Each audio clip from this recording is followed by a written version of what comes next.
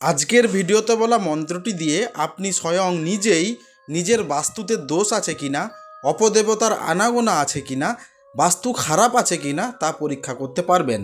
এর জন্য বিশেষ কিছু জোগাড় করতে হবে না, শুধু আজকের ভিডিওতে বলা মন্ত্রটি শুভ দিনে মুখস্থ করে নেবেন, তাহলেই এটি তৈরি হয়ে যাবে প্রয়োগ করার জন্য। তো চলুন প্রথমে মন্ত্রটি দেখে নিন, তারপরে কিভাবে আপনি পরীক্ষা করবেন এই মন্ত্র দ্বারা আপনার বাস্তু ঠিক আছে কিনা সেটা করে দেখাচ্ছি। মন্ত্রটি হচ্ছে, আন্ডা আন্ডা সোন আন্ডা বলি যে তোমায়, কালনাগিনী এসে বলে আমি তোমায় খাই, ভরত মুনির স্তপ বলে তোমার মাথায় রত্ন জলে, আমার ঘরে ছায়া করো ঘরের অন্ধকার দূর করো, কার দোহাই?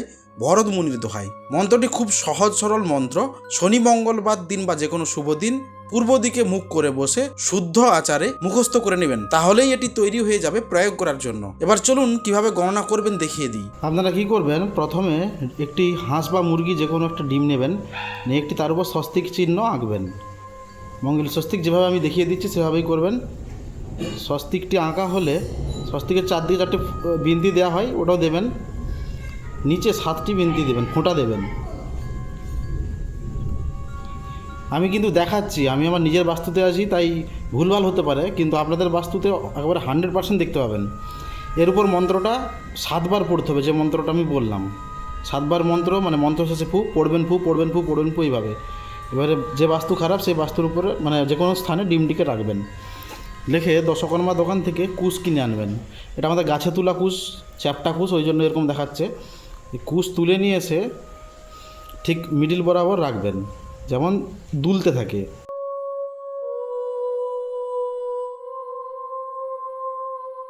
যদি ঘড়ির কাঁটার উল্টো দিকে ঘুরে তাহলে খারাপ বাস্তু, আর যদি ঘড়ির কাঁটার দিকে ঘুরে নিজে নিজেই ঘুরবে তাহলে ভালো বাস্তু।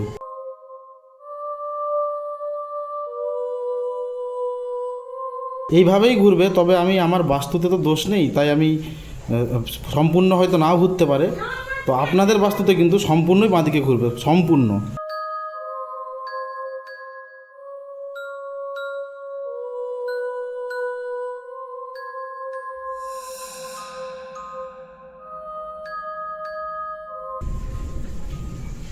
এই যে এইভাবে ঘুরবে, এইভাবে ঘুরবে। হ্যাঁ, এই যে এইভাবে ঘুরতে থাকবে, তবে পুরোপুরি ঘুরবে। যে আস্তে আস্তে ঘুরছে, এটা কিন্তু সম্পূর্ণ ঘুরবে। মানে পুরো বাঁদিকে যদি ঘুরে তাহলে বাস্তু খারাপ, আর যদি ডান দিকে ঘুরে তো কোনো দোষ নেই।